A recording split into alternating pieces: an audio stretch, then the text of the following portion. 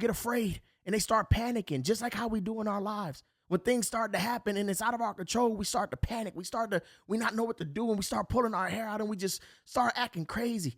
Walk it like I talk it, yeah, I walk it. Yeah. Flowers never grow without some water. What's going on, and welcome back to another episode of The Lion's Den. I am your host, Pastor D, and today we're going to be talking about the calm after the storm. I promise you that no matter what it is that you're going through, what you're facing right now in the season of your life, if you simply trust God to get you through it, I promise you it's brighter days. There's joy, there's happiness, and everything you can imagine possibly on the other side if you just hang in there and don't give up and don't quit. So let's get into this. So we're going to be coming from Matthew chapter 8 on today, verses 23 through 27 in the Amplified version. It starts off and it says in verse 23, it says, when he got into the boat, his disciples followed him. And suddenly a violent storm arose on the sea so that the boat was being covered by the waves, but Jesus was sleeping. And this is always one of the most interesting parts to me about this passage is that, Jesus, we follow you into this boat. And then it says suddenly a violent storm happens and you decide to go to sleep. And then it says in verse 25, and the disciples went and woke him saying, Lord, save us. We are going to die. He said to them, why are you afraid, you men of little faith? Then he got up and rebuked the winds and the sea, and there was at once a great and wonderful calm, a perfect peacefulness. And right here you can kind of see, Jesus get a little annoyed because, the disciples, they've been walking with Jesus, through some things. They done seen some things. They done seen some miracles, some signs, some wonders. They done seen, how Jesus operate. And he's like, what are you doing being afraid? You've been walking with me all this time. You don't have not one need to be afraid of anything. It don't matter what it is. Men of little faith. And this is exactly why he automatically went to their faith, is because this was a faith test. This was a test of their faith. And it says that when they woke him, he got up, he asked them, why are you afraid, you men of little faith? Then he got up and rebuked the winds and the sea, and there was at once a great, wonderful calm, a perfect peacefulness. In verse 27, it says, then the men wondered at amazement, saying, what kind of man is this, that even the winds and the sea obey him? After all of this time, after chapters 1 through 7, we've been journeying with him and we done seen some things. We still don't understand what kind of man this is that we're following. And they're not alone in this. The disciples, they are not alone in this journey, because often too, as followers of Christ, we don't fully understand the magnitude of the God that we serve. We don't understand, the fullness of his power, of his glory, and so sometimes we find ourselves in this same place. So we have no place to judge. But one of my first key points I really want to talk to us about from this is that to follow Christ is a test in itself. To follow Christ is a test in itself. So the moment that Jesus got on the boat, the disciples, it said that they decided to follow him, right? Automatically, it says suddenly there was this violent storm that happens. And to follow Christ, we have to understand that it's a test in itself, because anything that we commit ourselves to, there will always be a test that follows that commitment. The commitment that they made was that, okay, Jesus, we're going to follow you. We're going to get on this boat. Some of us were making a commitment that I'm going to give my life to Christ. I'm going to serve you. And I'm a step into my purpose, into my calling, into my destiny. I'm a make the commitment, right? And when we make that commitment, we don't necessarily, have all the details of what comes with that commitment. But as you go along, as you journey along, some strange things starts to happen. Some storms start to come. Some tests start to happen. You bump your head. You fall, you mess up, you make mistakes, you start to really get to know life from a different perspective when you start walking with Christ. Things that you thought, was over and done with, they begin to show back up. You start to get tested in areas of your life where you felt like maybe I outgrown this, but really the truth of the matter was it was just sitting on the back burner waiting to be tested and poked at and to come alive. So we started to go through all of these things, but any commitment we make, we have to understand that there's a test that's going to come with it. But just because you're going to be tested on your commitments, I want to encourage you to don't let that stop you from making the commitment. Make the commitment to follow Christ. Get in the boat. Let's start journeying with God. Even if we got to go through some things, the Bible tells us, and Paul, he talked about it. He said, don't count it strange that some strange things going to happen. Don't think it's strange. Though some strange things will happen. All we got to learn to do is keep our mind stayed on God, keep our focus on God. Another thing is that the test will do one or two things. It'll either break you and you'll give up, or it'll prove just how committed you really are. That's what the test is there to do. He ain't testing us so that he can embarrass us and he can make us look wimpy or make us look like quitters or whatever. No, he's not testing us for that. He just wants us to know where we really are.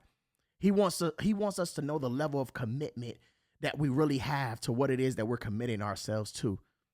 It takes a lot to commit yourself to something. It takes a lot to be consistent in something. It takes a lot. And so God, what he does is with these tests is he just wants to show us. So the test is going to either prove if you made for it. It's going to prove if you got what it takes to see it through. It's going to prove, just again, like I said, just how deep that commitment is that you have, that desire to see it through, that desire to make it, that desire to do whatever it takes, to give up, to sacrifice whomever it takes, whatever it takes for you to get to where God is taking you in life. The next thing is that your faith being tested is an opportunity for God to grow your faith. We don't often look at it like this because sometimes, we get too offended by what God is allowing to happen or not allowing to happen. We get too offended. But if we just understand that, wait, this is a moment where God is really trying to grow my faith. He's trying to take my faith from one level to the next level. When we understand that, we'll have a better relationship with the test that we go through, the tests, the trials, the ups, the downs. We'll have a better relationship with these things. The test is the first step in the direction of growth. It's your first test because if you can make it through this, then guess what? You can move on to the next level. It's just like in a video game. If you can't beat this level 1, you can't go to level 2. If you don't get past this test, how can you expect your faith to grow? So that when you do reach the next level, you'll have enough faith from that previous level to know that if God got me through level 1, he'll get me through level 2, and so forth and so on. I feel the Spirit. The next thing is that you are not in this alone. This is something that we have to get married to in our minds. We are not in this alone. Even when they got on the boat, it didn't say that they just got on the boat by themselves. It says Jesus got on the boat, the Savior, the Messiah, the chosen one, the Son of God, the King of Kings, the Lord of Lords, the Alpha, the Omega, the beginning, the end, the bright, the morning star, the one that sits on the right-hand side of God with all power in his hands. Yes, this one, he got on the boat as well. The one that says to cast all your cares, your worries, your anxieties upon me because I care for you. Yes, he's the one that got on the boat as well. My God, I feel the Spirit. It says you are not in this alone. This is my next point. You are not in this alone. We have to understand that even when we can't trace God, that we can still trust him. See, Jesus went to sleep. And because he wasn't around them, fear instantly overtook them. Because Jesus went to sleep, the storm happened, and then here comes fear. Here comes doubt. Here comes worry. Here comes stress. Here comes depression. Here comes sadness. But again, we're still not in this alone. So the violent storm happens, fear hits them, and they all get afraid, and they start panicking, just like how we do in our lives. When things start to happen and it's out of our control, we start to panic. We not know what to do, and we start pulling our hair out and we just start acting crazy. But the fact that they didn't see Jesus, this is the reason why fear was able to get in. But even though they couldn't see Jesus, Jesus expected that their faith would be at a certain level. And this is why we have to grow. This is why we have to become. This is why we have to be at a certain place at a certain time in life, because God expects for us to have certain tools for the things that we're going to go through, the things that we're going to face. We can't be on milk our whole journey with God. At some point, we have to get to the meat and the potatoes. And so, couldn't trace Jesus because he left and went to sleep, so fear got in. But one thing you have to remember, like how I said, and get married to this concept, is that you're not alone, because Jesus was still there on that boat. He may not have been on the level that they was on because he went downstairs and went to sleep. And so they must have been above deck on top of the boat while Jesus was down there sleeping. And so they started to panic. But again, even when you can't trace him, can you trust him? Even when you're going through what you're going through in your life and it seems like God ain't there, you got to remember his promise. He says that I will never leave you nor forsake you. So you can't ever count yourself out. You can't ever count yourself being alone. You may feel alone, but you're not alone. You may not see people around. You may not see mama or daddy or sister or brother or friend or neighbor around. But guess who's there?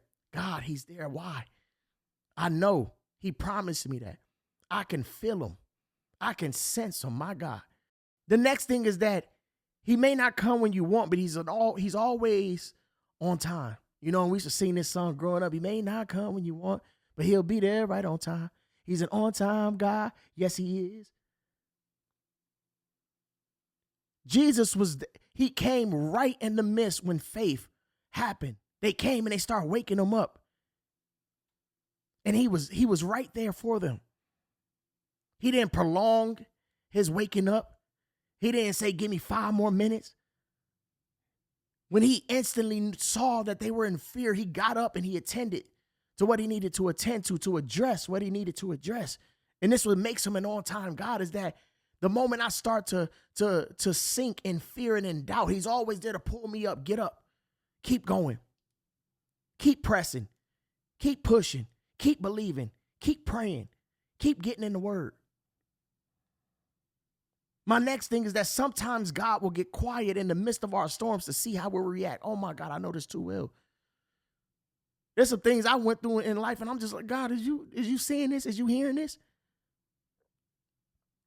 You really about to let me go through this by myself? You really not going to show up? You really just going to let this happen and prolong? But see, God, he wasn't doing it because he didn't care about what I was going through. He wanted to know just how much faith I had in him to deliver me, to bring me out of it, to turn my mourning into day, to turn my sorrows into joy. He wanted to see how I would react. He wanted to see if I would react as a person who had faith or as a person who didn't have faith. Because it's easier for us to run around and say, I got faith, I got faith, I got faith, I got faith. But then when it comes time to exercise that faith, where is it? It's not always there. We don't always have as much faith as we thought we had. My next point is that what doesn't kill you makes you stronger. And I love this. I live my life by this. If it ain't take you out, it's building something in you. You got to know that. Life can sometimes burden us with so much that the first thing we think to do is to call it quits. It's the first thing that we think to do. I don't want to do this no more. I don't want to show up no more. I don't want to be happy no more. I don't want to be excited about it no more.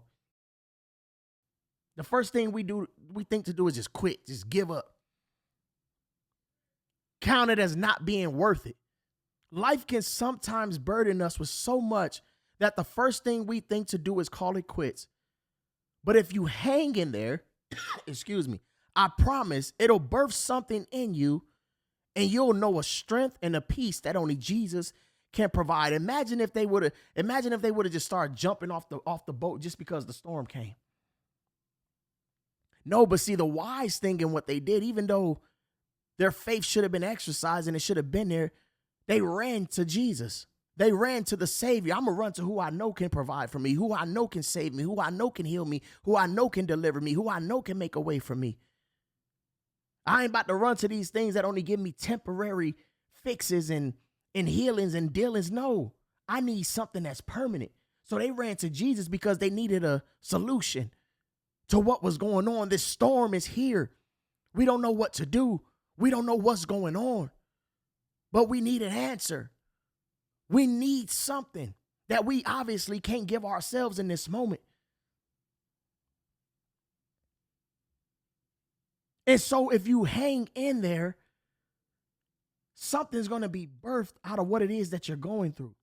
Something's going to be birthed out of what it is that you're facing right now in life. God is going to birth something through you, for the next generations, for the generations that's here right now. For somebody on your job that may need that word, that may need to hear your testimony of how God did it for you. But if you don't hang in there, then guess what? There's no testimony to share. So again, what doesn't kill you is only going to make you stronger. My next point is know what limits your faith. We got to know this. These next 2 points, I really want us to understand these, because these are very important. It's important for us to know what limits our faith.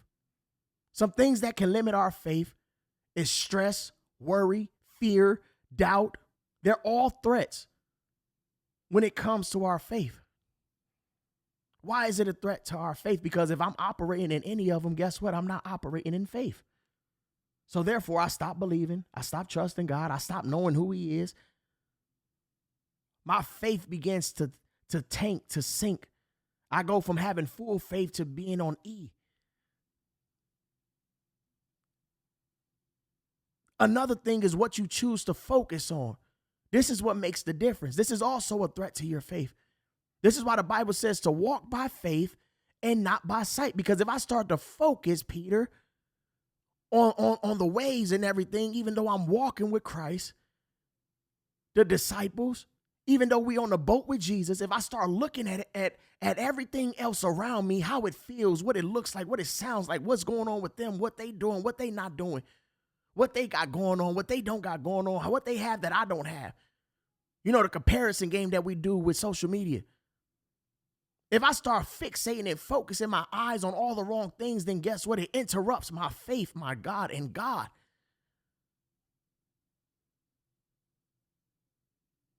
And so we have to know what limits our faith. This is a limit to our faith.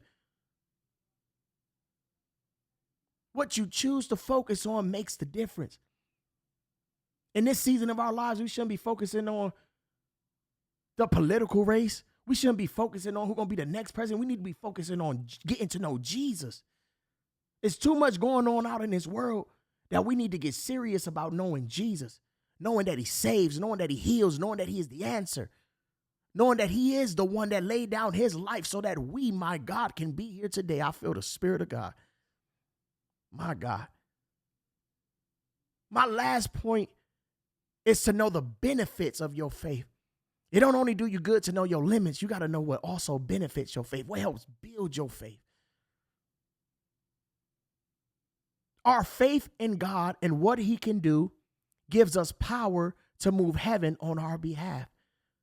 See, when I can trust God, when I can believe God, when I know who he is, it moves him because I'm not doubting him. I'm not living in fear of him, of what he can't do, won't show up. No, I'm not worried about none of that. But I'm focused on, hey, he did it for me back then. He can do it for me now. He did it for my mother. He can do it for me. He did it for my brother. He can do it for me. He did it for my neighbor. He can do it for me. What's to stop him from doing it for me? The songstress says, when I look back over my life, my God, and I think things over, I can truly say that I am blessed. I have a testimony because I can think about all the good things that God did for me.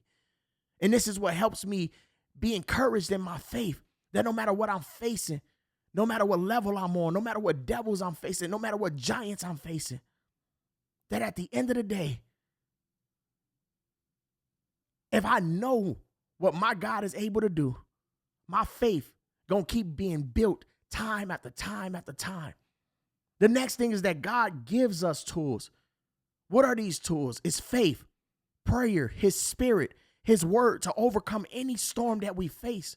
We got to start putting the word on it. We got to start putting some prayer on it. We got to start allowing the Spirit of God to fill us and to move us and to lead us and to guide us through these storms. And stop just defaulting to just allowing negativity and darkness and the enemy and the devil to just have his way with us in the midst of these storms, to turn us away from God and all that we know about God and his capabilities and his powers. And start putting some faith on it. My God. My last thing is that the storms you face will only calm and become peaceful when you simply trust God to be God. Trust him. Don't expect him to be your mama who ran off on you. Don't expect him to be your daddy who went and got milk and never came back. Don't expect him to be your friend who stabbed you in your back. Don't expect God to be nobody but God. This is how you get to know a calmness and a peacefulness that you ain't never knew. When Jesus rebuked that storm, it said that there was a great calmness, a great peacefulness that came over the atmosphere, because they didn't only go to Jesus, but they trusted Jesus to be Jesus, to do what they have seen him do all along. My God. Even though they were shocked and amazed because everything that was happening was so new, but we can remember what he did in chapters 1-7. This means you have to truly understand the God that you serve. You have to truly understand the God that you serve. And just like how they asked the question at the end, what kind of man is this that even the storms and the waves obey him? They was on the boat with Jesus, but they didn't understand him. They walked with Jesus, but they didn't understand him. They didn't quite understand how he was able to do these things, how these things were actually happening, how he was able to heal the lame and heal the sick and raise the dead. They didn't understand it because it was foreign to them, because they ain't never seen it before. And it's just how we are. We don't understand because it's too much for us to fathom. God, he thinks far beyond what we think and how we move. He's on a different level. There's no comparison. So yes, some things going to seem strange. We ain't going to understand everything. But as we go on, we begin to understand piece by piece, little by little. But we have to truly understand the God that we serve if we're going to make it to the other side of these storms that we're facing. And to understand God, you have to get in your word. To start to understand his character, how he operates, how he moves, what he does.